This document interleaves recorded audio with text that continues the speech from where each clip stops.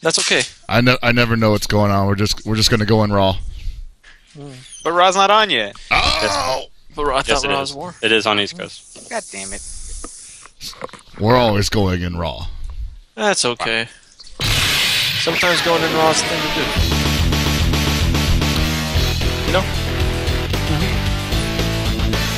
How's it going, everyone? This is Super Desperation Raw. Monday night, Super Desperation Raw. Monday night Super Desperation Raw, yeah. We are coming off a nice little Evo break that we had, that we needed, that we really needed, because boy, was Evo hectic and tiring and yeah. You might say that it really tested our mettle as people. Yes. Yeah. I don't get it. It was rough. Okay. It was raw. It was fun. It was raw, but it was rough. But was it the Warzone? In some cases it was. It definitely was on Saturday. I believe it. Yeah. Saturday was definitely some kind of a I definitely know it had to be some kind of Warzone because I got called in for active duty. Yeah, so what happened with that? I heard like all the gear commentators just decided to bail? No, actually, almost all the people. So there were 2 different streams doing gear quarterfinals on Saturday. Mm-hmm. Almost all of the people who were supposed to be doing commentary were playing. Oh. Yep. Or they had previous engagements elsewhere. So basically, I got a text when I woke up because I came down to start watching quarterfinals, and I got a text like, "Hey," I got 2 texts from Alex and Monique being like, "Hey, can you do gear commentary?" And I'm still kind of groggy. I'd taken my shower and everything. I'm like, yeah, I guess. Where am I supposed to go?" They're like, "Yeah, go over this way." I'm like, "Okay." So I got drafted to do it with Nobody EXE, Alex. And I ended up sitting right down, and there was Alex and Chris doing commentary at the other setup. I'm like, now I am confused. Yeah. So it was kind of a scramble that morning. Everybody, like you said, everybody was still in pools or brackets rather. Chris, turn up your mic a bit. Yeah, what the hell, Chris? You went too far in the other direction. I didn't even do anything. You sound way off in the distance. It's like you're talking to us from a tin can, dude. That's a good quality tin can. What the fuck? right? It's an AT&T tin can. Oh, Might be Campbell's. Ooh.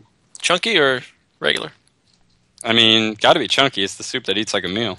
Okay, I was hoping you were saying got to be chunky because it's Hell Pockets. All right, how's that? Much better. Jesus. There you go. What the hell? All right, so continue with your thoughts. Oh, anyway, so yeah, so everybody's still in pools, or in brackets. So like, Kaseg or Seabass gets at me. He's like, "Hey, is there like anybody here that can commentate Exard?" And I'm like, "Yeah, I know a couple people, but they're not awake right now." It was interesting, and so then they get Paul, and he sits down next to us, and me and Alex are just like, dude, it's finally happened. And so immediately we plugged the show on our stream, on Kalisto's stream. And then we're looking over at Paul, we're yelling, plug the stream! Plug the show! And I definitely didn't hear you guys at all, and I refused also to check my texted him. phone. Yeah, I texted him. I'm like, yo, this man needs to check his text, you know. And I honestly, I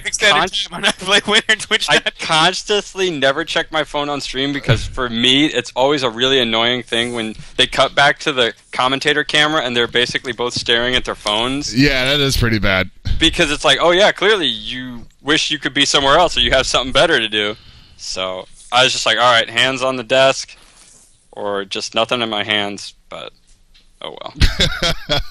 The hardest thing about quarterfinals and semifinals, though, was the fucking layout. That corner, man. Yeah, that was... I won't complain about it. Smash invaded and just destroyed us. Dude, that was crazy. Like, I think we should have had some red velvet ropes there or something, because they just thought that was like a picnic table. Yeah, I really don't know who said that was going to be a good idea, especially when the complete opposite end of the ballroom could have been laid out the same way and was completely empty. There was nothing happening in it at all. And that's where all the pulls were happening, so that was another story though. So yeah, that was interesting being just crowded in by Smash players and being a lot more sweaty than you wanted to be at about 10 a.m. on a Saturday morning. But I mean, it was still fun. Still had a good time. Yeah, it was good times. But honestly, once the full Smash invaded, which was probably what I want to say around 1:45, to 2 o'clock when Smash came in, almost all the Gear players I know who were on the side closest to the wall, we all bounced. We're just like, yo, you can't even get out and go to the bathroom at this point. Nah. I fucking dipped, and that shit was like cutting a swath through fucking jungle. Dude, it was awful. So it was dense. So I went up to Chicago's room, and we were watching the stream through the fucking awful-ass reception. I saw a bunch of people. I know that Monique and like Bryce and a bunch of people were watching a stream out in the hall right outside the ballroom. Jesus. And getting hype when Zidane actually made top 8. There's actually pictures that showed up on Twitter of them like staring at somebody's. It looked like they're like Galaxy 5. Yeah, that's so plugged in on the wall. There were definitely multiple phone setups throughout the venue, everywhere but the Gear station. So there was the hallway one, and then a couple of the Ohio guys and some of the Midwest people were over by the Tekken. Oh yeah, and we just had another phone over there, and then fucking Black Rose, being the G that he is, pulled out his phone. I think got the Wi-Fi, and fucking we were watching it like, you know, fucking 2-man stream over here, living it up in the fucking, you know, in the box. Dude, yeah, it was just rough. I really wish I had. I think the biggest problem was, and it wasn't just that the Smash quarters and semis were happening at the same place as the Gear, but also that Smash was only on the far left projector, which is right where we were. Right. Meanwhile, Tekken, and I admit it was Tekken Finals going on, but they had the other 3. No, they had 2. You could have done 2 and 2. They had 2, and I think the situation, at least what has gone on record, is that there were issues getting the Gear stations onto one of the projectors, so they ultimately just gave the second screen to Tekken. Oh, okay. Yeah, I wonder what the technical problem was. Might have just fucking positioned poorly. Who knows? Like, it's the thing with video feed is sometimes if you have the cabling that's too long, or you're running it through adapters or connectors or what have you, it starts getting shitty. Yeah, that's a good point. From what I was hearing, like, Kalisto couldn't even get a picture from it. That's why that huge cable was hanging from the ceiling. That was supposed to be our connector to our projector, and it just wasn't feeding. So there was so it was just straight technical issues. That makes a little. It wasn't like anyone was really trying to give fucking anybody the dicking. It just ended up that way, and, you know, fuck it, might as well give Tekken 2. Yeah, I mean, at that point, especially since it was grand finals and shit like that, I totally understand. It was just, I wish that maybe they had put Smash on the projector that was on the opposite side from where it was happening, so maybe we could have split the Smash crowd in half, because for anyone who was at EVO this year, the Smash crowd was the biggest crowd. Easy. I'm talking not even just players, I'm talking spectators, people who were there for friends, loved ones. Like, it was overwhelming just how many people who were there to watch Smash, not just play it. It was ridiculous. Like, they had their own cheering sections. I thought that was awesome. Like, when they really did. Showing up with like the body paint and everything, and I'm like, damn it, I wish we did that. But they were hyped. It was cool. But I was just like, damn, this is totally not my crowd. Where's my crowd? I was like, where's my crowd? Oh, we're the 5 people over there, like, cowering together because we can't even get to the bathroom. Like, we're out of here. Sorry, we survived, you know? No, yeah. Well, and we had an amazing top 8 on Sunday. Oh, yes. As everybody knows, I did call that with Ryan Hunter, who's a phenomenal commentator. And all I can say about top 8 right now, just off the bat, was that I guess everybody called Ogawa winning, but I don't think anybody called any of that stuff happening before that, you know? Like... No. I mean, obviously, you ended up on Sports Center in a weird... I mean, the only way you're ever going to end up on Sports Center when you're talking about the action, not being a part of it. No, I'm never going to be a player on let's be fair. Let's be fair. There was another way that Chris was going to end up on Sports Center, but I'd rather much have this than Niner fan goes and starts bloodbath. Opening day turned tragic win. Opening day turned tragic when Niner fan Christopher Fields sets fire to Levi's Stadium, calling it a curse. Wow. A curse. Well, this guy's kind of nuts. But I had my pick was Nage. He did get second. I was hoping for the upset because I think everybody expected Ogawa to win, but yeah, and honestly, I was one of the few people who did we've seen what Nage does to Ogawa, and so I was like, okay, this is definitely like the match that everybody should want to happen right now if they want Ogawa to lose. And watching them play, I hope it did as much for American Xrd players to see as it did for me, because that shit blew me away. Yeah. Just watching the way they were basically one-upping each other in just trades in neutral and sort of going, okay, well, I've seen what you can do in this situation. Well, now I'm going to do this instead. It was the way it evolved just through the set was great. It was amazing play. So I was super impressed. I was happy I got to watch it live. And the crowd, I mean, we had a pretty good crowd for as ass early as it was. Yeah. Yeah, I heard like about 75% of the ballroom was full. Yeah, by the end of it, definitely. And that doesn't include the viewing room either. Yeah. The viewing room, which I'm not even sure ever filled up because I think everybody just stayed home. I walked in for Marvel and I walked in for Street Fighter. The viewing room was probably half full at most. I guess people just stayed in their rooms or they just did other shit in Vegas. Well, an interesting observation we ended up making was if you were in the main hall, you didn't get the commentator feed. Yeah. But if you were in the viewing room, you did. Yeah. So it's as if you were watching it from home. So while we were watching Mortal Kombat, two things were going off.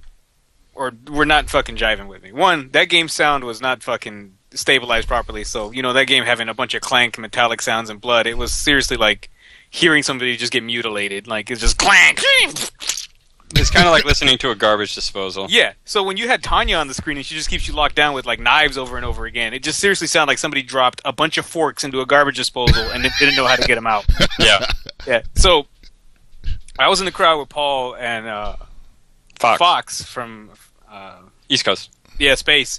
And we we watched a couple of matches of fucking Mortal Kombat and it's like, wow, this sound is atrocious and they're all fucking blowouts, right? Like, I think up until the last couple games, it was just 0-2s left and right. I think actually almost Grand Finals was the only one where somebody got a game.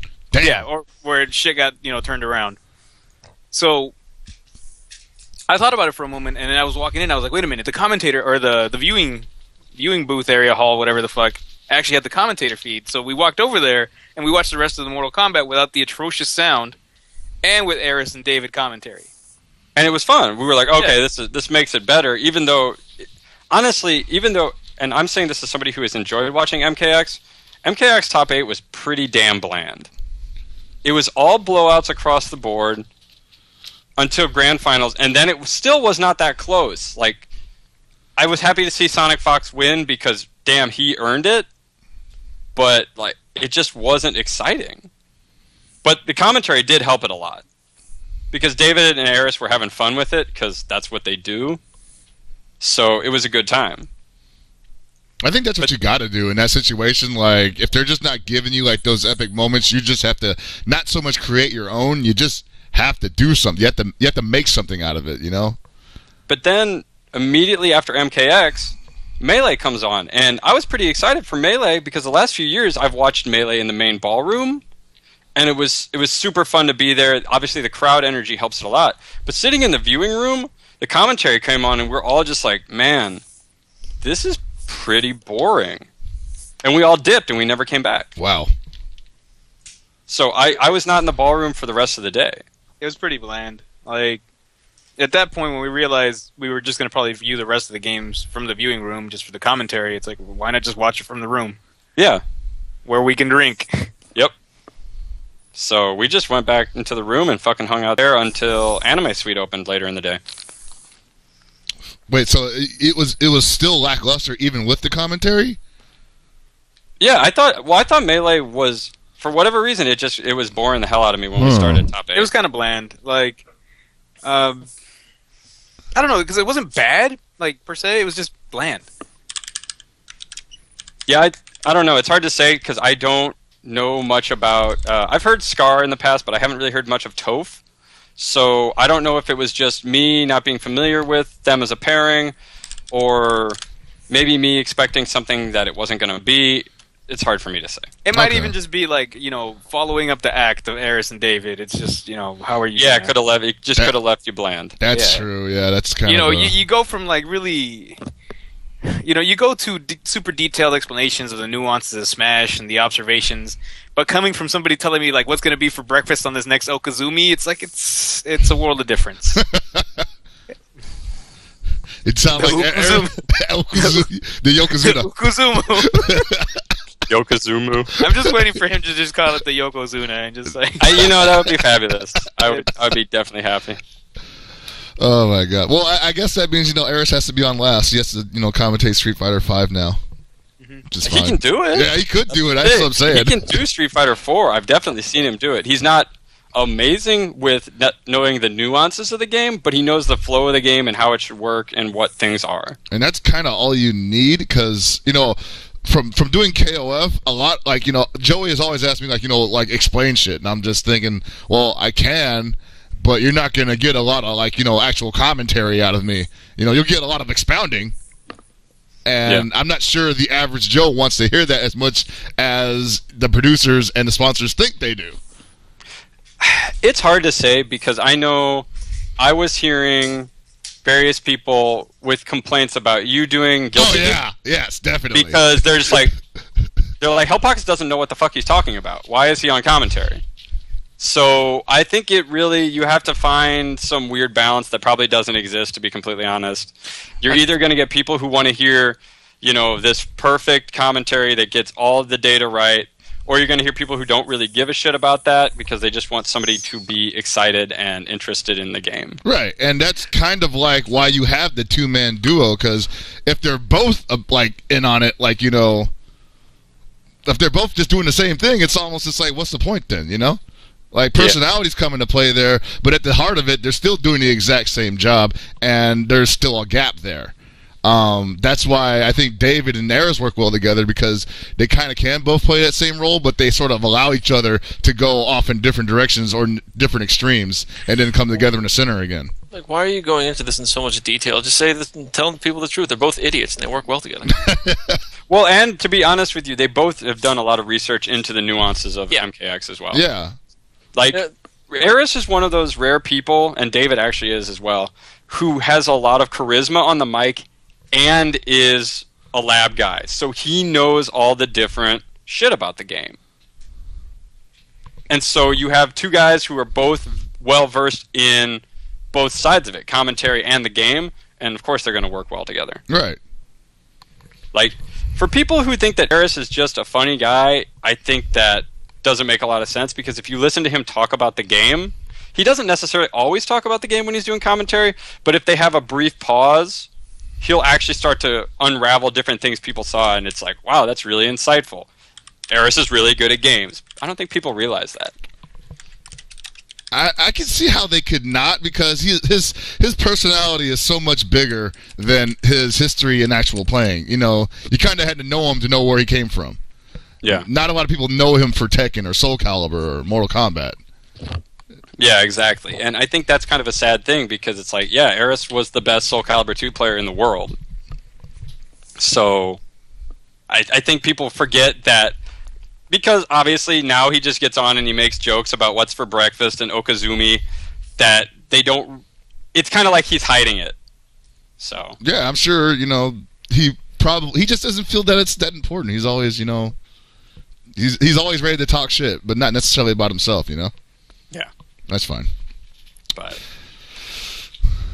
But so, yeah, we bounced, we dipped, and we were gone for the rest of the evening. And so, honestly, we watched the very end of Street Fighter Finals from the Anime Suite, and to be completely honest with you, I didn't care. I heard it was a lot of good games, but yeah, I don't care about that game, sorry. Dude, I had a great time during Street Fighter 4 Finals. I when I heard that Bruce had made top 8, I was like, okay, that's the one Pockets pick I'm making to win the freaking tournament. And when he went on that run, I'm just like, oh shit, I should have put money on this.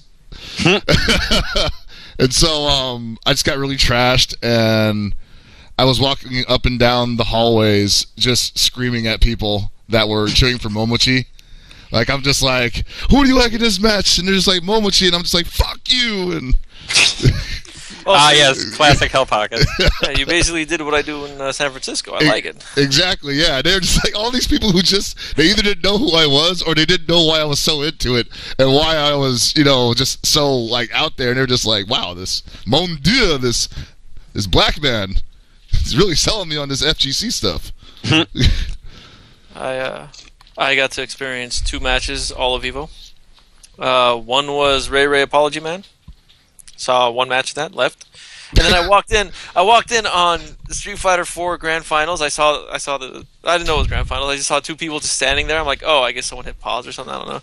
Talking to a buddy of mine, and then like 40 seconds later, everyone loses their shit and starts flooding out of the room. I'm like, what the hell just happened? Did something happen? They're like, oh, Street Fighter 4 is done. I'm like, what the fuck? The hell did I walk in on? You were on a time warp, man. Yeah, I didn't see anything all Evo. Speaking of Street Fighter 4 Grand Finals, this is one of those times that it is good, and we've talked about this, that Evo enforces the you take the round. Yeah. Because you know that if there had not been a rule in place and Gamer B had won, everybody would have called him a scumbag. Yep. But he was not given a choice. It's like, Momochi paused, you take the round. It's not a question.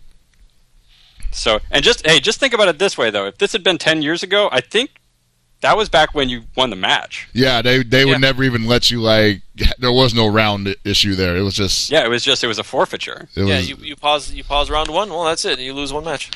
So, man, that would have been a really dicey way to end Evo. Well, that's to be completely honest. Well, some people still are saying it's dicey because a lot of people are like, with that pause and with the amount of drama that followed with it, obviously, well, not obviously, they say it was a stick malfunction. I don't know for sure if it was or not. They took forever to get him another stick, and then afterwards they had to, make sure it was working, and then they had to put Gamer B up by Lively, let the timer run out. And throughout that time, he's kind of getting out of his game at that moment, No, it really is unfortunate that it happened, but I think at the same time, there shouldn't have been that much of an issue about it. It should have been, all right, equipment malfunction. Dude, I mean, he's on a professional team, Momochi. He should have a backup stick. That's true. I'm sorry. And he really should. Or somebody should have had him immediately. You would think that Razor would, right? Somebody. You wouldn't think it would be the competition who just happened to be like, 2 feet away with a spare stick. I think you guys are looking at it the wrong way. Like, so his stick broke, but he won a brand new shiny stick. That's true. That's true. He did. So win. it's okay. Razor, you guys are good. Mad Cat's got him. See? They should just paint a big old asterisk in the middle of that stick. But that's just my opinion. I don't know. After seeing that happen, there was basically no way that was going to be a happy ending after that. It was just like, I guess we got to finish this match now. Do you really want to do this? They just, Gamer B had already looked like it was over, and Momochi definitely was not the happiest person. Of course, that's just Momochi's face, so I don't know if he's capable of showing, extreme emotion like that. But it just kind of felt like both of them were deflated after the malfunction. Yeah, there should be. I don't know. I think this is one of those learning experiences, and I think in the future, I think that the production staff will have something prepared and on deck in case this happens again. Right. But it shouldn't be on the production staff. Well, but it should be on the event.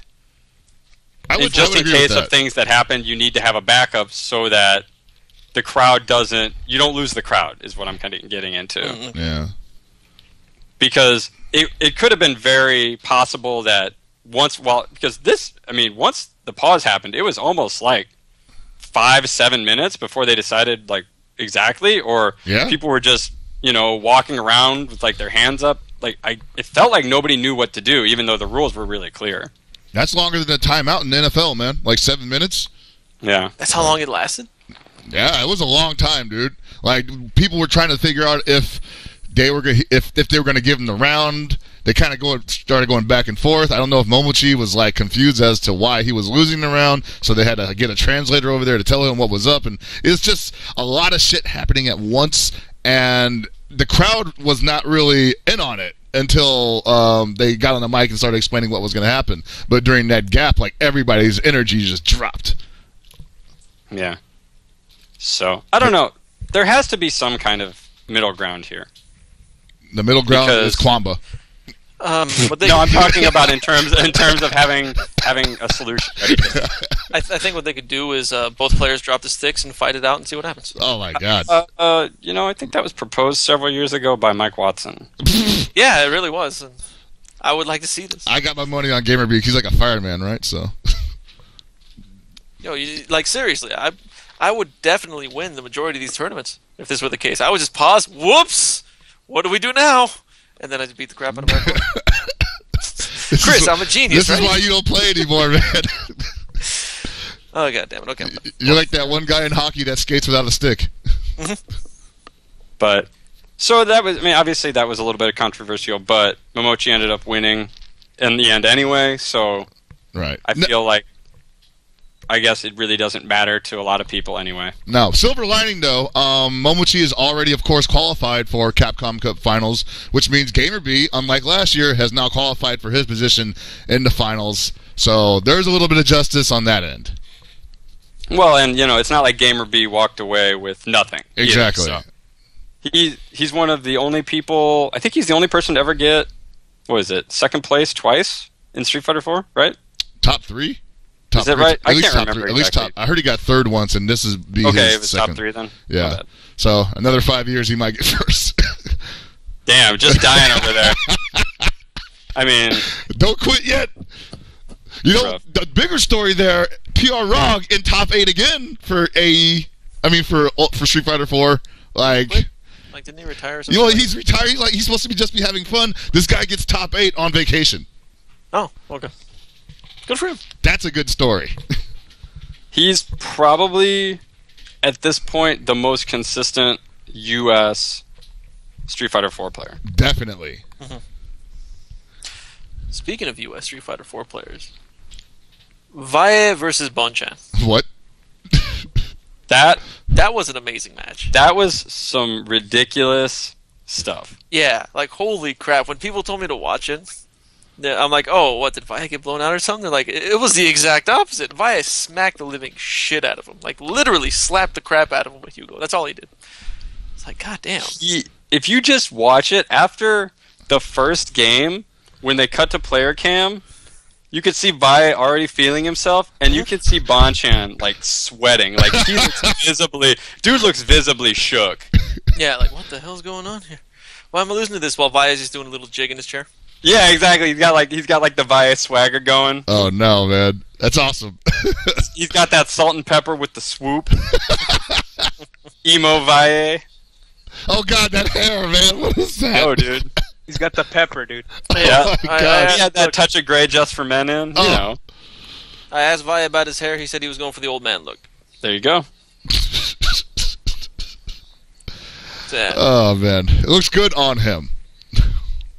I just thought that match was wow. It was reading Rainbow because there were just books being read everywhere, man. Yeah, I heard a lot of people making a lot of noise about that. So that just one of those. This is definitely one of those years at EVO where like everything that you ever wanted to happen that was like in the way of an upset basically happened. Like we had some virtually unknown guy named II in top 8 for Street Fighter 4. I guess that's going to be RCAP's new poster child because they're already. I heard that. I didn't pay attention to Street Fighter 4, like I said, but I heard that there were a lot of surprises, upsets, you name it, just crazy stuff happening. I heard Mago lost to Blockbuster John. Woohoo! So apparently people, I guess Nerd Josh was telling me, somebody went up to Mago, and I can't remember if he said it was him or somebody else. Saw him in the hall. He's like, "Hey, how's it going?" He's like, "Not good." He's like, "I lost." And he's like, "Who'd you lose to?" "I don't know." So that's the best. Yeah, and that's the thing. I remember talking to LPN. Yeah, I think it was LPN. He said he lost to the best Chun-Li player in Japan or something like that. And I'm like, who's the best Chun-Li player in Japan? He's like, right? And I'm like, oh. All right, yeah, all right, cool. Apparently, a ton of people got knocked out by people they've never seen or heard of before. That's what happens, man. Like, you can't just bank on, like, being, like, the big name. Well, I mean, it's biggest Street Fighter 4 bracket. Endurance, mental awareness, just... You never know. Somebody could blindside you. Yep. If you're not used to playing against a certain character played in a certain way, it's 2 matches. That's it. Yep. So that 3 out of 5 clause don't kick in until you actually put in some work. So. Yep. But it wasn't just Street Fighter. Oh yeah. Zidane beat FAB. Yeah, that was humongous, tremendous. Yeah, so people told me about that, and I ended up watching the match a few days ago. It was a beating. It was a beating. So can you explain to me how that grab at the very end whiffed? Wait, who? You mean? If I'm remembering correctly, he just did it too early. Yeah. Too early? Okay, because he was nervous, I guess, and he just did it a little too. I don't know why he went for Potemkin Buster. He didn't need it. Yeah, that's what I said to myself. He literally could have done kick / sweep, and I'm pretty sure it would have killed him. Yeah. Was that the very end of the match? Yeah. Yeah, very end. And then he whiffed it, and then Zidane just capitalized on the whiff. Like, Zidane basically uppercuts, and it just whiffs. Mm-hmm. And Fab tries to potbuster him. And for reasons I have no idea why. Yeah, he tried to grab him. I think he was, like, still in the air or, like, still kind of airborne status. I don't know. But yeah. Was that to get into top 8? Yes, I believe that. No, that wasn't top 8. That was, the top 8. That was losers, so that put Fab out. Yeah, he eliminated Fab, and then he had to play Hasegawa to get to top 8, and I actually didn't get to see it because we were trying to watch on the cell phone, and the stream kept cutting out. So I need to actually go back and watch that, because I heard that was a nail-biter as well. Oh, yeah. Dude, everything that he was in close to top 8 was just like everybody was on his back. After Kid Viper got knocked out, I mean, they were kind of both, everybody was kind of cheering for both, but after, the Zidane became the last hope, they just crashed that area. That's when all the anime players suddenly just popped up out of the ground and squeezed in between the Smash players and the Marvel players, and were just like... Zidane put all of the U.S. in the backpack. Basically, we were riding around like Yoda, man. We felt... So, it sucks that KV... I feel like KV should have made top 8, because he had one confirmed, he had enough meter... And nobody's really sure if it would have killed the Kai player. I'm not sure how it's pronounced. Rion. Okay. He actually comboed. He could have comboed into Bazooka Super, and it might have killed, but probably wouldn't have. But it would have been. He would have been at Pixels. He chose not to combo into Super. It returned to neutral because he didn't get the knockdown, and then he lost in neutral. Yeah, he went for that chip that he had been getting the entire match with the rifle. Just shenanigans, but suddenly Rion just rolled double agility with Kai and started just zooming all over the place, and Kid Viper couldn't lock him down with anything. And I think it was a mix between that and Kid Viper might have not been watching the clock, because he definitely had some opportunities to just chip him, and he didn't take it. And the clock went out. Hey, but definitely I think he definitely put himself on the map. I know that I've said it in the past that he can't get top 8, but still in a tournament of 970 people, the fact that he tied for 9th is probably better than I'll ever do. Yeah. So, and most of America. So good shit to him. I wish he would have made top 8, although it really would have sucked to have US versus US first match in top 8. Oh, man. That would have been dumb. But but good shit to both of them. They made us all look good. It did that work, man. Hell yeah. And I feel like, in the future, Zidane's going to be wondering if maybe he needs to get horribly sick a few days before the tournament. You got to purge first. I guess. Get that poison out. Get the prune juice, baby. So you mean to tell me he just Michael Jordaned it? Dude, he was dead on Friday. Michael Jordan the shit out of it. He wasn't looking that great on Saturday, man. When he was playing, he was just apparently still struggling. Yeah. So he made it happen. Man. Showed the true hitbox of that Leo 6-piece, so... He just... when he played Kazunoko, he destroyed that dude. That was on the other stream, right? So I'm watching, we commentated that. Yeah, I was watching, the reactions to that while I'm commentating some other match, and I'm just like, oh, man, this is... There needs to be, a way you can bounce, feeds real quick. But Zidane basically just was on some next level shit. There's not much else I can say about it. Yep. That exalted Unga. It's really And we're good. done. Yeah, I like that. And you're done. But it was really good to see U.S. step up, and we competed, and we actually got some of their numbers. We were just like, yep, And, you're out, knocked you out. We got dudes going on record saying, U.S. is strong. Yeah, Nage even said he thinks that U.S. defense is strong. Yeah, that's fucking pretty big. So Pretty big. They give you something to strive for, Pretty good. Oh man, and we have more Guilty Gear stuff to look forward to outside of EVO because they have announced that Toshin Gekikotsu, which is going to be taking place in Japan, where it's basically the Guilty Gear veterans versus the veteran fighting game players. Now, I don't know how they're choosing these teams exactly, because for some reason, the subtitles under each team is for Guilty Gear team, Arc Revo 2015, and for the FGC team, it's EVO 2015. So I don't know if there's like some kind of shadow qualifier that was taking place at EVO, and one that's going to be taking place at Arc Revo or whatever, but yeah, that looks pretty cool. You're going to have Daigo playing Guilty Gear again. Apparently he's the captain. Well, you're going to see a lot of soul shenanigans. Maybe we'll get another Daigo highlight video after nearly a decade. Yeah, right. Maybe. They kind of already did one because there was some show in Japan where they made him play online and he couldn't block greed severs, and I'm like, no one can block greed severs online. You tell me. Yo, yeah, that shit's unblockable online. That shit is some fucking you can't believe it's not butter trying to tell me you guess it right every time. That shit does not happen. Check this 5-second mix-up, man. As someone that can block those in person, I'm over here, me and, Mr. Block Overheads. You do one at the start of the round, I'll be like, I saw it, I knew it, and I stood in place. Just fucking... We just need a picture of, somebody getting hit by a train, and it just says greed sever as the train passes by. Just froze up. It happens to the best of us, It do. Some of us play online, and...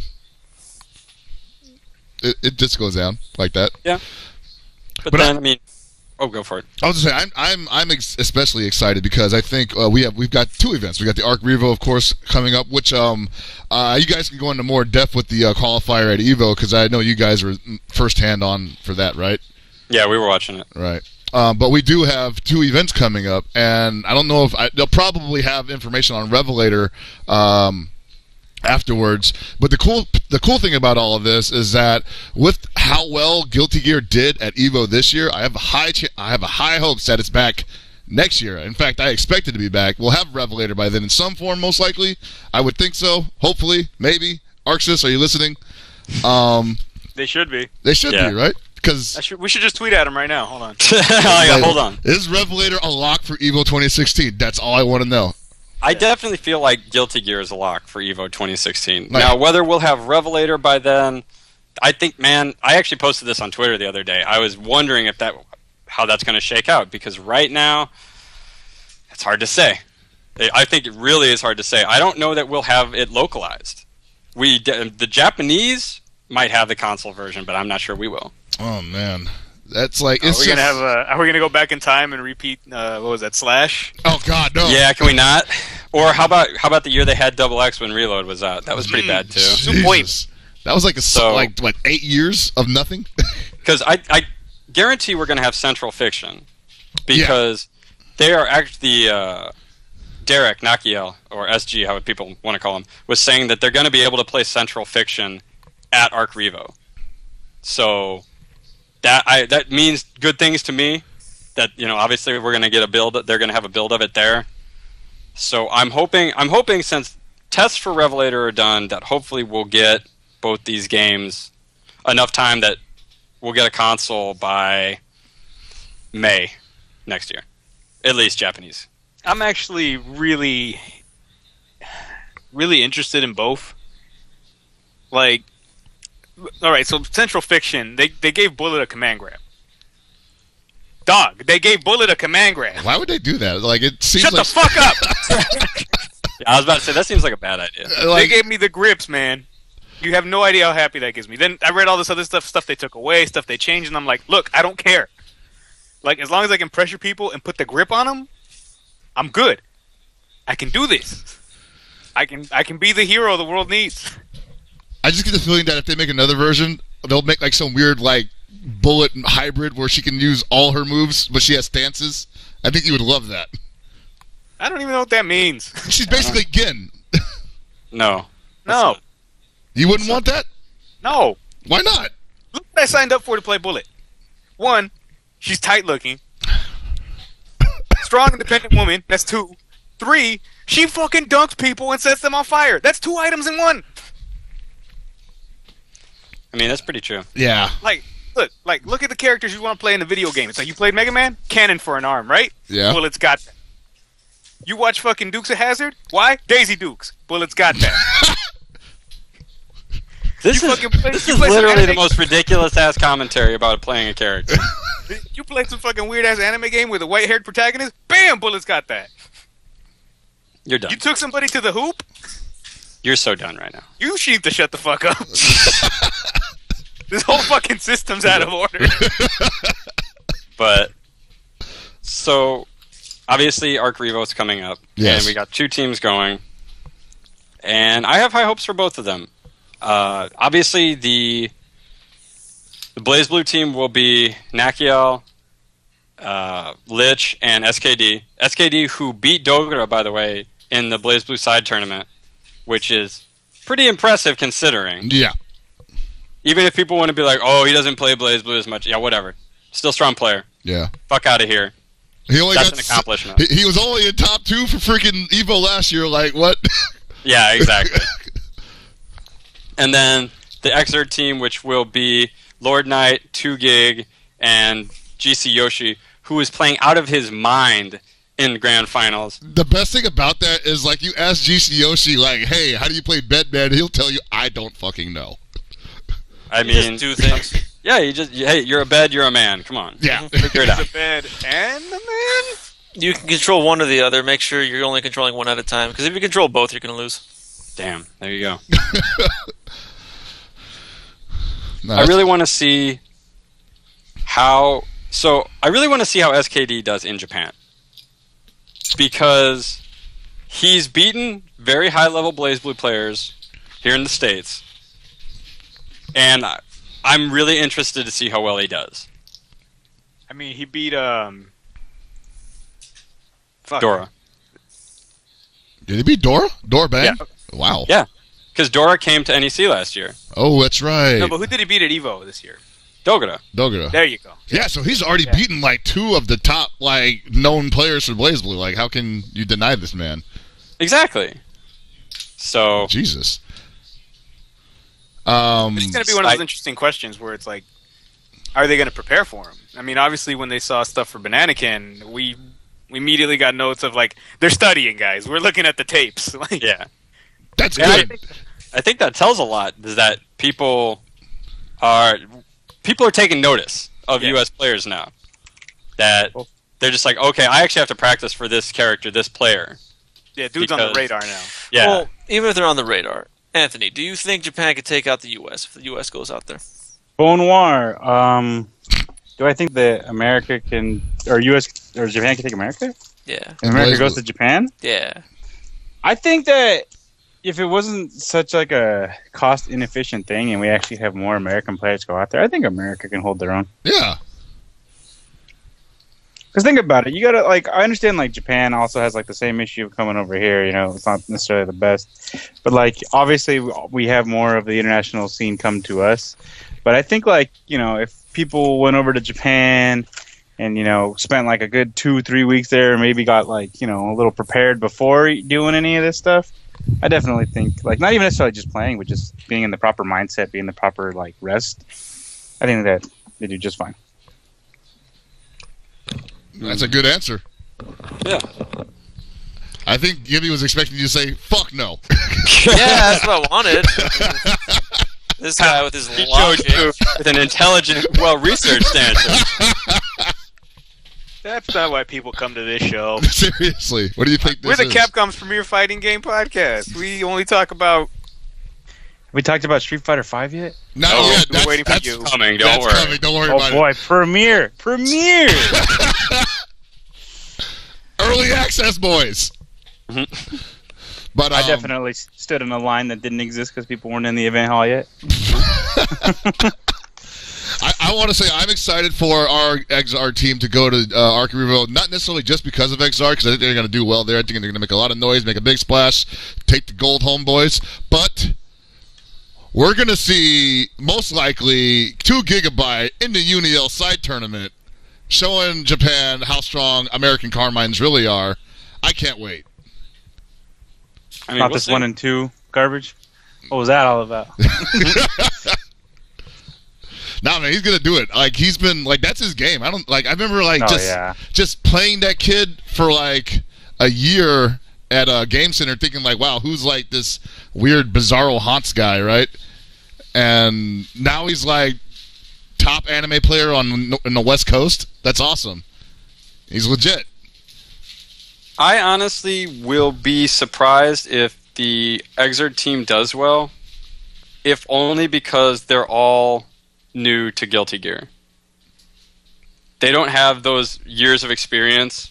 The one with the most experience is Lord Knight. Yeah. And I feel like when you're coming up against that wall of experience that will be Arc Revo Japan, I think it's gonna be a hard thing to overcome. Because I think people in Japan have seen Bedman, which was a big thing in the 3v3 at EVO. Right. That people did not know the character. And they still don't. Yeah. It's been a year. Shit, I don't know Bedman. Nope. Even the players don't know. Have you seen the Dustloop forums for Bedman? Like, It's 3 people. yeah. And they're all One asleep. of them's DC Yoshi. And one of them's not Filipino man, apparently. Oh, good for him. Yeah. So we'll see. I will gladly eat crow if they do well. I will be like, thank God. Well, if they win You one earned match, we're gonna lose it. Like, America will explode. we've already had somebody go past the first round. Like, Yeah. Oh, we gotta beat Bassett, bro. yeah, you got to beat the Dassid Bro mark, which is now you got to go past the second round. Oh man. I think they can This- do it. It depends on who this- they get matched up against. Like, no, well, I mean, it's a good team. You got it's a very. I hadn't thought about this before, but it's a very. What's the other word I can use here? Esoteric. I don't know. I'm saying words. Yeah, that's a new word for set play. So it's a very esoteric team. Like, look, you have Milia, who basically knocks you down and then does that ad nauseum if she guesses right, like, You're- 5 times in a row. And you're fucking dead. Venom, who does a very similar thing, but maybe plays more of a zoning game. But ultimately, he wants to set his stuff up. And Bedman, who's like the tank version of that. Yeah. Like, I'm a bed, I'm a man, I'm here to take some damage. And Huge just hitbox. Swing at everything. yeah, just fucking swing for the fences. And what Yoshi got going during the 3v3. Obviously, the opposing team didn't know Bedman that well, which helped. But he also went buck wild with a bunch of the mix-ups, where it's like, oh, you don't know how teleport ball works? Well, here's teleport ball into teleport cross-up. Oh god. Yeah. That's a heavy, by the way. Like, when I was explaining it to somebody, they were just like, wait, his dash is basically a teleport when it gets hit? I'm like, yeah. Yeah, it's So like, don't swing at it. Throw it. Yeah. either throw it or do really, really late meaties on it and just laugh at his ass. Yeah. Yeah. Like, Sin has the funniest thing where it's like, oh, is Bedman going to wake up Dash? Here's a charge beak driver for you. Let me know how you like these 80 fucking damage. That shit hits from behind, man. What? Look, man, I started anti-airing bed slam with beak driver. All right, so That's pretty sick. I give you props for that. That takes yo, give balls. me this 80 damage counter hit wall bounce. Fucking them Bone starts playing. That's some fucking balls right there, man. Biggest damn meme of Evo. Alex just playing them bones every time somebody hit a big combo in any game. Yeah, I just kept doing it whenever, like, when I was playing AKA, and every time I hit a counter hit beat driver, I just had my phone next to me with the Dem Bones YouTube playing. Nice. Just like, oh, is this half your life minimum? Ah! Ah! But so we'll see. I want them to do well, but it's going to be hard. I think honestly, the BB team has a serious shot to actually do really well. I would agree. I think the BB Who's team. on the BlazBlue team? It's SKD, Nakiel, and Lich. Oh, okay, that could be. So Yeah. There's a bunch of youngins. It is, but they've been playing like BlazBlue since they started, pretty much. So no, I know. So they got the long time of like when you were a kid and you could play fucking 70 hours a day. Yep. Anthony, that Lich is that annoying kid we met last year, right? Uh-huh. All right. Okay, just had to be sure. He was the one that told me that Zidane could beat anybody. Yeah. I mean, in theory, I guess anybody could beat anybody, so he's not wrong. It's just I told him that Steve in his prime would destroy Zidane free, but I mean that's just my opinion. That's not your opinion. That's fact right there. holy shit. That I'm laugh not was even stepping the into that best. shit. That laugh was the best. Like, It's just Like, think about it. Plus R, Zidane versus fucking Steve. plus R? Oh, that's different. That's what I'm saying. And like back when he was still Let's fucking practicing zap that. him, man. Come on. hold on. Not even plus R. Yeah, I'd I'm even gonna go stop you far right as there AC. because Steve never really practiced plus R. AC might be a different thing. Like, I mean, even AC, I think that Steve would still win. as someone that I don't know. constantly It'd be played interesting. Steve or played Steve a decent amount plus R, realizing that he could never do the full Zappa combo, I'm not gonna say in his game. Holy Yeah, shit. yeah. I don't care. The only thing interesting about that match would be the fucking decimal moving on my fucking bank account to the fucking. Wow. That's something. But Oh, man. so I honestly I don't want to talk about matches that ain't gonna happen ever because they won't. Yeah, that shit is Uh, over. I'm Who's ever going back to AC? like I said, This blue collar So, brawler shit. Evo, I was really glad that the gear scene got to come together and play. A lot of people got to get matches with people they will hardly ever have a chance to play with, and that's good. So I'm excited just to see going forward. I feel like a lot more community bonds were made. A lot more people are going to be more open to talking about matchups, talking about different levels of strategy. Come on, let's move forward. Yeah. That's what I want to see. And- But well, can it be saved? Are we too What? far gone? From what? Dust Loop? Yeah. Oh. I mean, it's So there is a movement to try to bring Dustloop back, and while I don't have a ton of faith in it, I endorse it, and I hope it goes well. I mean, I'm right there with you because that it's a crapshoot right now. Like, some wikis get fucking tons of love, are fucking maintained with the finest curation possible. Some are some desolate back alley dumpsters in a ghost town that people haven't peed in 4 years. Shit's rough. And then you go to the individual character forums, and that's even more of a crapshoot, where you have people like the only forum that I frequent is the Bullet one, right? So you have people that actually share information, and we fucking go back and forth. There's some lulls every now and then. Somebody comes in and is like, "Hey, here's some videos of me playing. Here's some stuff that I did. Here's some stuff that I found." And just the other day, we had somebody come in and they're like, "Hey, here's this shortcut for the 720." Just like casually talking about it, and I didn't know about it. A bunch of other people that like came into that thread didn't know about it, but this guy was like, "I thought we'd all discussed this day one." Well, shit. This wasn't documented anywhere. My bad. better late than never, I guess, right? Yeah, I mean, no, definitely. Like, that's definitely one of those things now where it's like, you should know this. Practice it. It's good. Like, I went from not being able to do dashing 720s to getting them about 50% of the time, which is, good. You need those. Yeah.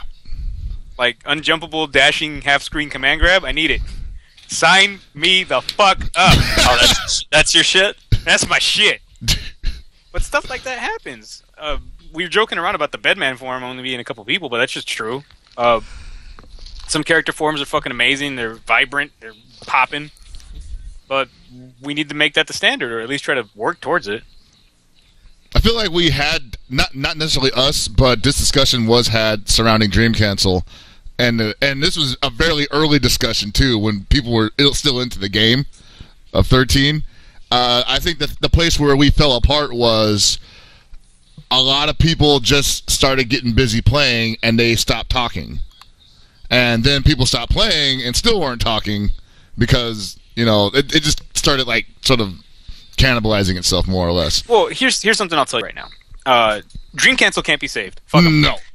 I mean, I won't say no. I just think that they got to start talking more, and they got to actually go out and do shit. And they did stuff at Evo, so shout out to I'm going them. to say this. Like, I'm going to throw that out as a fucking joke gag. Fucking take that at whatever level of seriousness you deem appropriate. But people need to realize, and it's something that I came to terms with this past Evo, is that content creation, in terms of just streaming, putting videos out there, doing a write-up, character analysis, that shit is horrifyingly hard to do.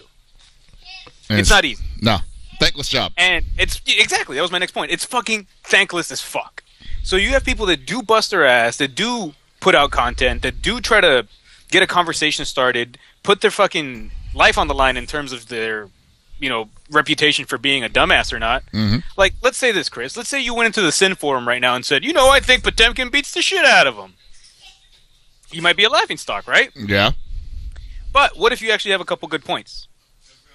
Even though you're wrong overall, you might have allowed somebody, even on the Potemkin side or the Sin side, to look at the matchup in a way that hadn't been explored before. Right. You at least got a conversation started. Nobody wants to be that dumbass. Well, while nobody wants to be that dumbass, some people need to be a dumbass. Yeah, you just got to do it. And if people are going to talk shit about you for not knowing what you're talking about for the rest of your career in a game, then so be it. Like, how bad is that really? I mean, it's terrible, but let's just go back to something else that I'd left to fucking bring back. It's like, did somebody say your shit? Play it out. Yeah. Like, if somebody just came up to you and said, like, oh, you think Potemkin beats Sin? Why don't we put a 5-er on and do a 1st-to-3? And you beat that guy's ass, it's like, oh, am I stupid?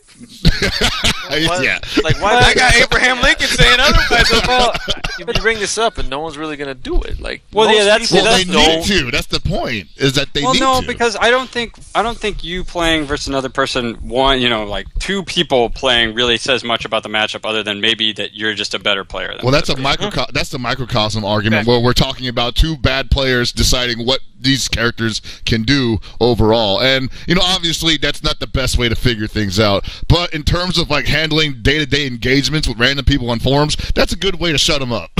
I honestly think, and this is a personal opinion, that in the case of players who do well, place top 8 or even higher, they should be considered the normal authorities on their character. That they should be listened to. I'm not saying their word is God, but what I'm saying is that if you're going to try to refute an opinion, you better be bringing some hard evidence to the table with you. Right, and they have... None of this, you don't know what you're talking about bullshit. So I can't just drop my dick on the table. I actually have to provide proof. I mean, unless that thing is winning tournaments, dude. Well, as the old adage goes, word is bond, motherfucker. You don't fake no moves. Treat it like boxing. Stick and move. Stick and move. Jesus. I honestly would love to see a more positive spin on all of this. Like, I'm slowly trying to put stuff out there. Like, I made a video that Paul fucking liked but didn't retweet because he's a piece of shit. It's me. And I want to do more. I might have one out by tonight. But this shit's rough. Let's be fucking real. This shit costs money. This shit takes time. And a lot of times it goes ignored. And I think one of the biggest problems with Dustloop is that its front page is dead. Yeah. And Huey, who's actually part of the effort to bring Dustloop into, backing the God's grace, put out just a quick formulary out there, just a one-question thing. It's, what's wrong with Dustloop? I filled it out. My first point was, the front page sucks. There's maybe been a couple articles in the past few years that were decent or informative, but as far as continually updating or spotlighting people, like, shit, man. Ohio might be having a fucking anime gathering this month. I don't fucking know. I'd like to watch. Maybe I'm in Ohio that weekend. Yeah, fuck. You never know. So, as far as, like, spotlighting content creators and things like that, that's something that definitely they can do better. If that means having somebody on in a semi-paid position, just updating their front page with tips, fuck it. Or just links. Just links to tips. Yeah, just links. Doesn't even have to have a description. Be like, yo, check this out. One-word line. Yeah, look how much SRK does for that shit. You see that a lot, and you're just like, man, it's another article about Marvel Tech on SRK front page that nobody watches, but they're doing it. You can't say they're not doing it. That's also really bad too. Where like people are doing stuff, and then like nobody sees it, and then like 2 years down the line, they're like, "Oh, check out this cool shit," and like nobody knows how to counter it. Some dude's like, "I showed how to do it and counter it like 3 years ago. What the fuck is wrong?" Oh, the Hanzo syndrome? Yeah, that's exactly what I was gonna say right now. So, Holy crap! I had to tell people over the weekend at Evo, I was like, yo, if you're actually trying to get in, because one of the guys who I was talking to, who's originally from Tennessee, is talking, he might be moving to California. He's not sure, but I was like, look, man, if you're actually going to try to be active in the Air Dasher community again, you have to be on Twitter. Because that's where all conversation happens. Right. Now. Twitter, basically Twitter and Line. Because forums are dead and Facebook is shit. Oh, yeah. If you're trying to organize anything and you're using Facebook as your front, go to hell. Yeah. Go straight to hell. Do not pass go. No, not even through purgatory. Just straight to hell. Well, like Facebook is basically SRK GD 2.0, right? No, that's not even. It's worse. It's fucking worse. It's invite only GD 2.0. Yeah, exactly. Jesus. There's the biggest problem. God. It's like you have to be looking for it. You can't actually just find it. Like, well, I had to go through some archaic search engine to try to hope that I actually got the name right. Because obviously, a lot of things will be like Street Fighter. That's really easy. But what do you like look up for? You're like looking for Xrd, but maybe it's more like they just call it like an anime group or. Fuck. Good luck finding that shit on Facebook. No, It's awful. I agree. There's definitely a bunch of things that have been happening in my scene that I don't know about, but they're just like, "Are you not in a group?" I'm like, "What group? What the hell are you talking about?" Exactly. Why are all these groups closed? Are they afraid that random people are going to come in and clutter it? Well, that's why you have moderators, man. Like, do some fucking work. My favorite is we have, I think, for my area, we have 7 different Facebook groups, and there are some people who will post the same thing in all of them, and then there are some people who will just put it up in one of the groups. Because why would you waste your time putting them in all of them? Why don't you just bring all the groups together? But no, some people in this group don't like that group and all that dumb shit. Yeah, that's another problem. Now, what's cool about NorCal, before I let you guys go, is that we are probably, and I'm tooting my own horn here, I'm tooting NorCal's horn here, probably the best example of communication in a scene. Everybody talks to each other. There's multiple ways to get in contact with pretty much anybody that's going to be running anything in NorCal. You know, like we just put together that gamer night on Sundays at One Up Bar in San Francisco, and so everybody's finding out about that, and they can talk to me, they can talk to James about that. It's just there's always somewhere to go out here. Now in other scenes, I don't always see that because everybody's always in their own corner. Everybody's always trying not to talk to somebody else. I agree with everything you said, except for the fact there's nothing cool about NorCal. Okay, just want to throw that out there. Fuck NorCal. Damn. So, but I want to say that's the exception. I want to say not the rule. Right. So I think that getting Dustloop back as a central forum where people don't need to necessarily know each other, it would be awesome. I would love to have Dustloop back where you could go look for matches and just look for your area or even a city near your area. Be like, hey, are there people who play here? Because that's what SRK was when all of us, honestly, were starting to play fighting games. Right. And having that central area where you could basically just kind of accidentally stumble on it, being like, all right, I'm going to go online and I'm just going to Google forums for this game. And it'd probably take you to GameFAQs first, but you'd get there eventually.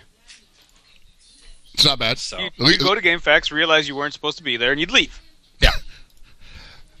We can't be exclusionary here now. We gotta give GameFAQs a chance. So for this, I'm going to click on it real quick, and oh my god, it's still terrible. Good job, Chris. Jesus. Well, so the other thing that's kind of interesting about Dustloop as a centralized location in terms of how people find each other right now. So you mentioned 7-something fucking groups for a Facebook fighting game, every fucking genre possible, every click possible, right? That's a pain in the ass to navigate. Mm-hmm. You go on Dustloop, you have semi-general threads that could just be one like the SoCal thread. Oh, here's one right now. Let's see when the last time anybody posted. May 2015.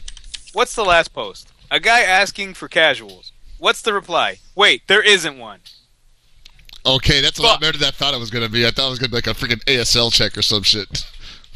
No, it's just abandoned. It's like abandoned.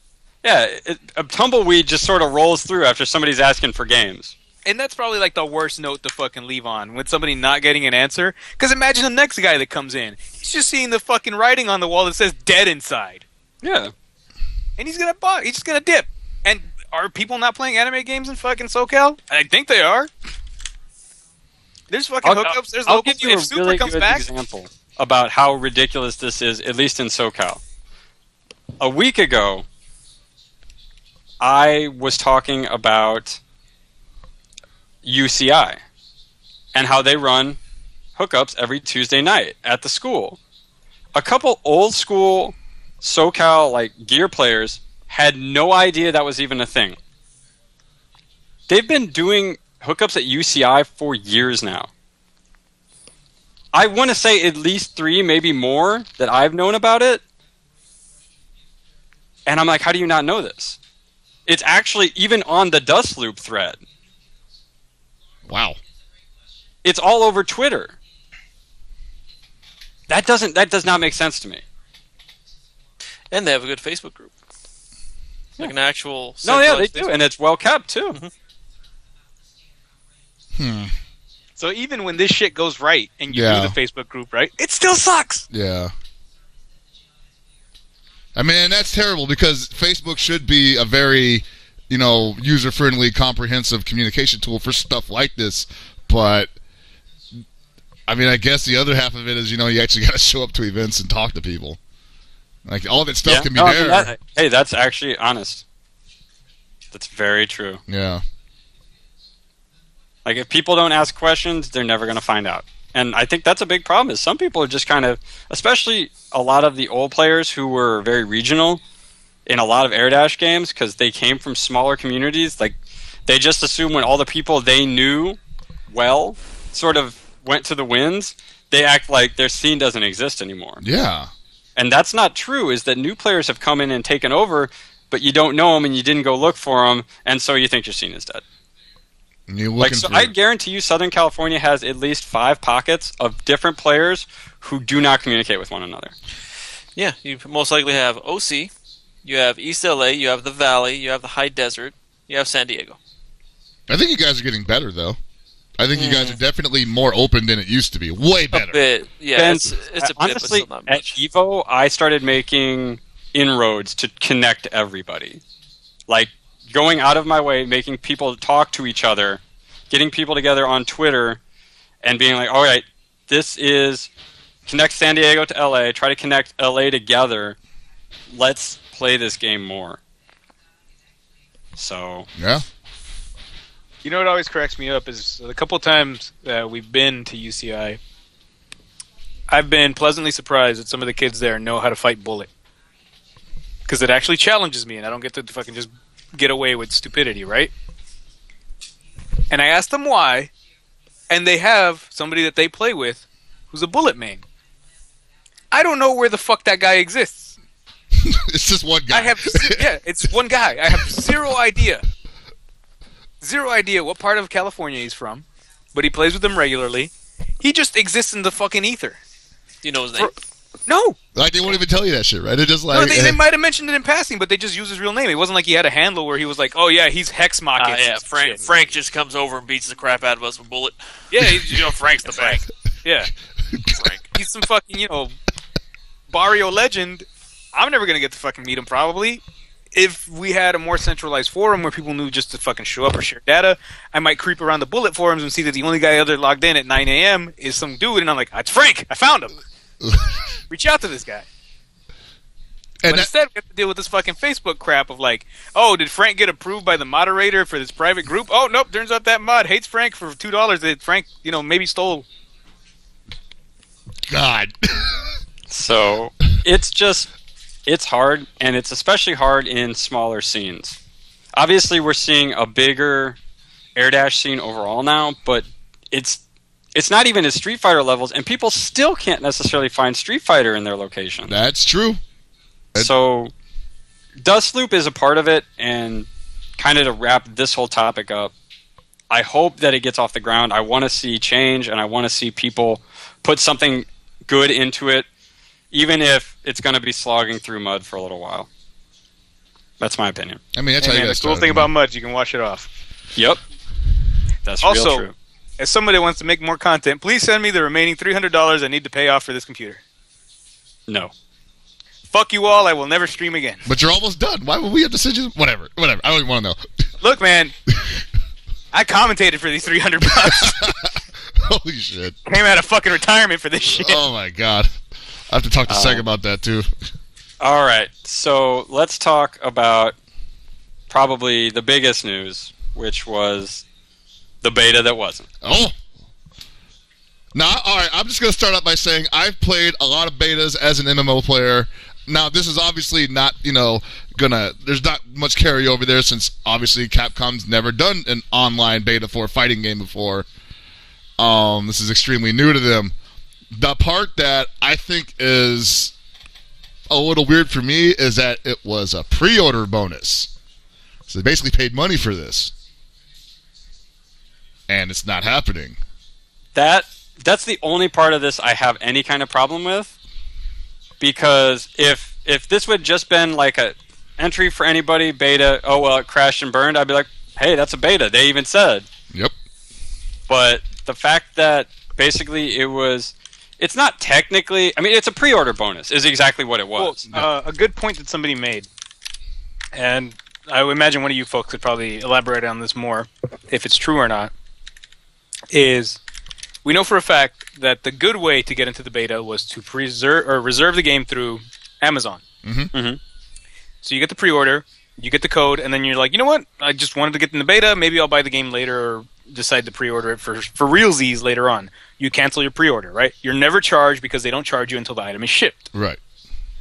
But somebody mentioned that if you happen to do a pre-order through a different route, say through PSN if that was possible, you were fucked. In terms of wanting to get a refund. Because it's preloaded. Yeah. Same thing with Steam. Mm-hmm. Now, Steam does offer a refund system. I don't know how it applies to pre-orders. You might have to wait till it comes out before you can go for your refund.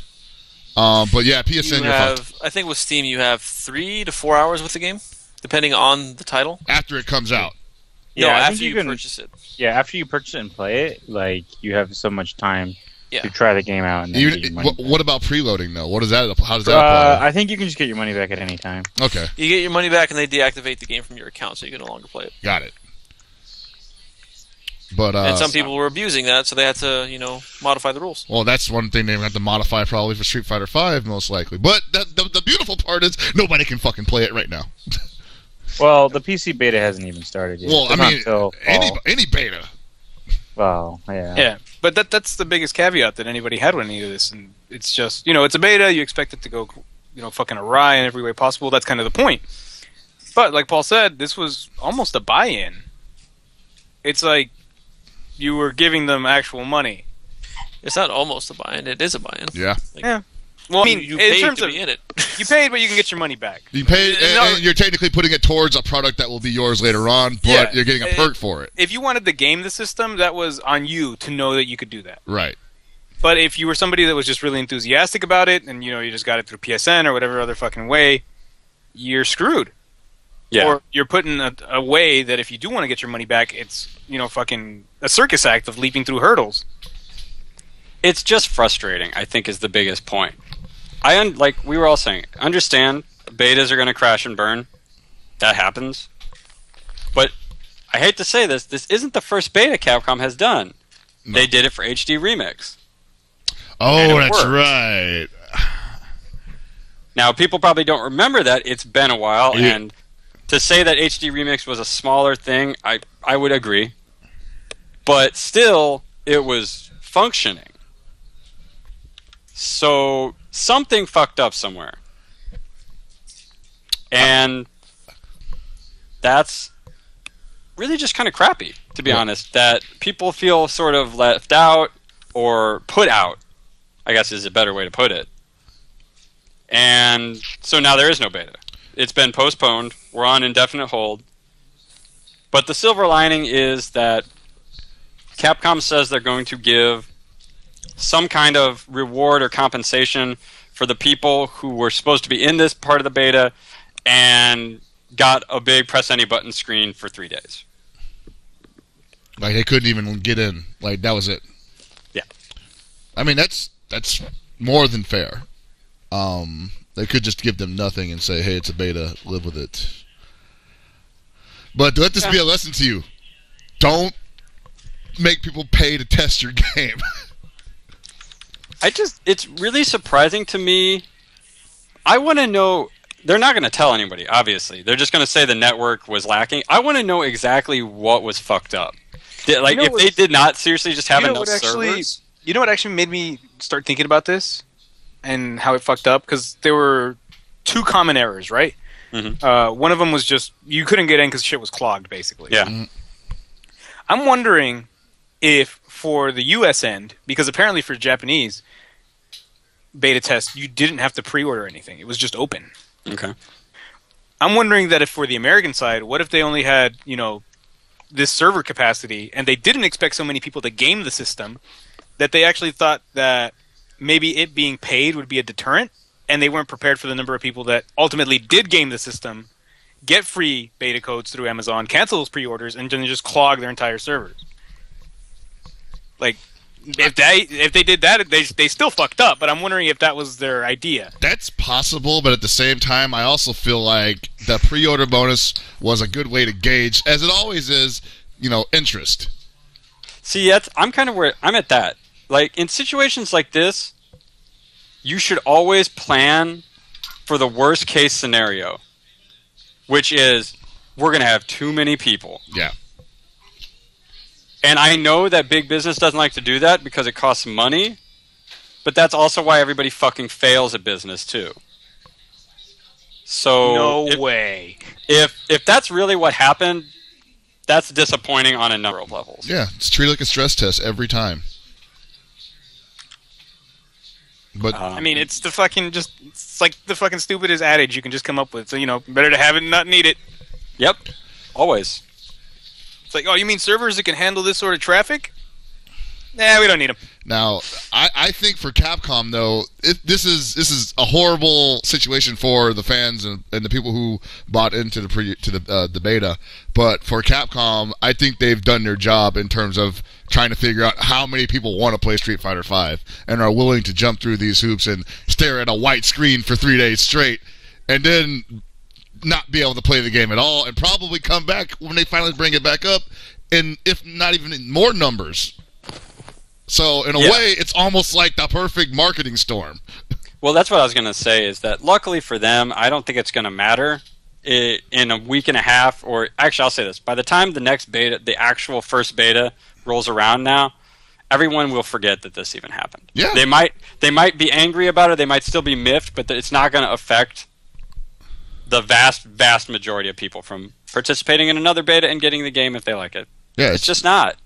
And I think that's the real sad part, is that Capcom will basically be able to just make this mistake over and over and over again. It's never going to matter. Let's hope not. Hopefully, if they ever do this again, they actually don't say, hey, it worked last time, because it didn't. I mean, with the number of things that Street Fighter V seems to be attempting to get right, I hope that, decent netcode and reasonable server capacity are among those items that they try to reach. Yeah.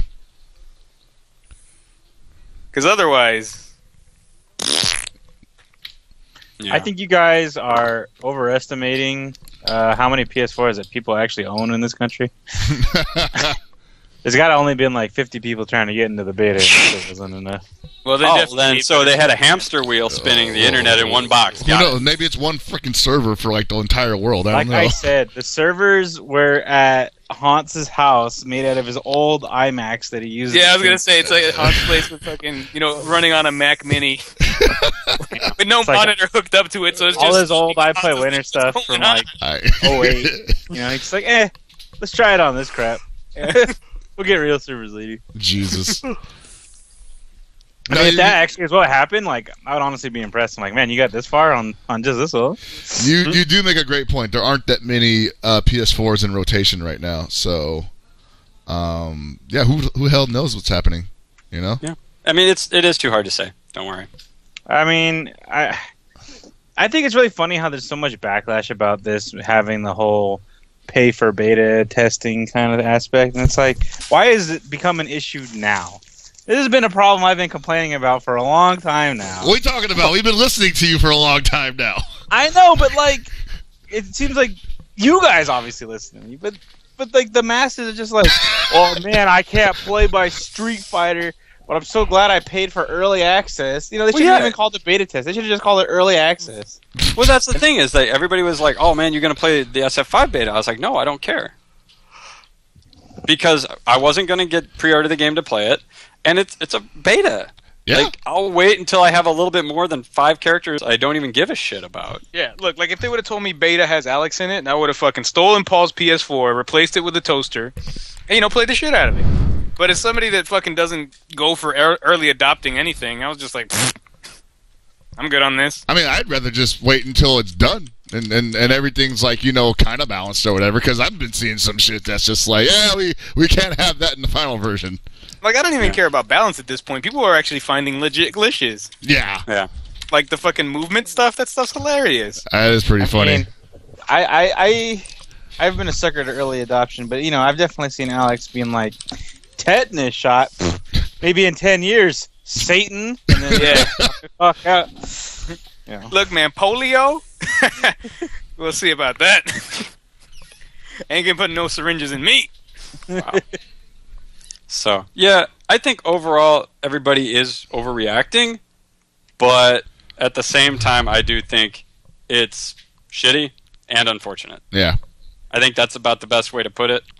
And I'm hoping that they have a much more robust, stable system for whenever this, I guess, what will now be the first beta test. Speaking of robust and stable, while completely unrelated, I decided to check on some packages that I sent out from USPS last Friday. It's going to Colorado. It is currently in Orlando, Florida. So, how did that happen? And people wonder why USPS is going out of business. Didn't one of our friends just lose his paycheck to USPS? Oh yeah. Yeah. Oh boy. Looks like you're Colorado, Florida. They must have been in Colorado. Like, did you send it priority, or how'd you send it? I sent it priority mail. Oh, holy crap! All right, yeah. It was supposed to be there today. It's been well, here's the kicker. See, it's priority mail is technically 3 to 5 days guaranteed. Yeah, so you're still going. So they have another 2 days. They said it'd be Monday. Well, that's not a guarantee. They said they the meant package should be business there. Monday. Apparently, the one that's going to St. Louis is currently still in Oakland. Well, Oakland's a nice city. Yeah. They have an amazing football team. Even though it said I don't know about that. Yo, is somebody lying to you? It's like, nah, yeah, that shit went out, bro. Oh, wait, what? Step. Wait, hold on. United States Postal Service is owned by the government. Maybe is the government lying to you, Anthony? I'm just picturing like Tony calling USPS and the phone gets answered by those two puppets from Crank Yankers. Those like, maybe you should have sent it a little sooner. All I know is that my parents send me packages USPS and they get here in 3 days. So, well, you live in a nice area. Tony lives. Well, I mean, just because my package armpit went through Oakland doesn't mean it's that bad. No, I was talking more about the one that ended up in Florida. I don't got that idea. Yeah, I don't even know how that happens, man. It's Colorado. Like, I can understand maybe a connected flight in like Texas or anywhere in the Midwest. No, Florida. We're gonna send it to like the exact opposite direction. Now, you did abbreviate Colorado CO and not FL, right? I mean, I'm pretty sure I wrote it down. Okay, just checking. What's in the package? It's a hat. It's one of those Splatoon hats. Oh, that shit's gone, man. That shit's gone, dog. That probably cost no more than $1 to make. Doesn't matter, man. How much is the markup value? A lot. Exactly. You don't get them at... I'm not even sure if they were at E3. I think it was just at Comic-Con and EVO so far. Jesus. They were not at E3. Yeah, I'm pretty sure they weren't at E3. But, yeah, like I said, like, honestly, if you have, like, the official one and probably try and hawk that shit online, I could take maybe, like, an easy $30, $40 for that, even though it's literally super cheap. But, my friends like the novelty, and I decided to sacrifice hats and money to give it to them. But it's all thanks to Gren. Gren was the dude who accumulated all said hats. Oh, my God. Well, I mean, hopefully, it hits a U-turn and doesn't end up on eBay. Like I said, I'm not that worried if they end up disappearing. It's like a 5-cent hat. Think of it this way: like you could just buy another one and then drive it to Colorado, and then you can take part of like that super cool free weed in Colorado, and then you could totally live out your fantasy of being a stoner. I don't feel like it's free, dude. Oh, I mean, it's free in the sense that you won't get arrested for it. That means legal. That's not free. That's free. It's land of the free, No, man. it's Telling free. me that people in Denver aren't going to smoke me out when Ted they show up? Cruz calls it free. I'm gonna go with free on this one because just not going to jail for something doesn't mean it's legal because they could definitely arrest you even if it's legal because dicks. That's why. Yeah. You make a valid point there, sir. Yeah. So it's free. What'd you say? I'm paying $100 for this one rolled up cigarillo. What do you call this thing? a joint. Oh. All We right. have joint custody. And will I guess you could say I'm double jointed. Clearly straight an down. inferior tobacco. So, Yeah. anyway, we've fallen off a cliff as usual. Speaking of falling off of cliffs, how about that Hogan scandal? Oh, that's all I'm going to say about Yeah, that. I was about to say, I'm not even touching that shit. Jesus. Not even touching it. No.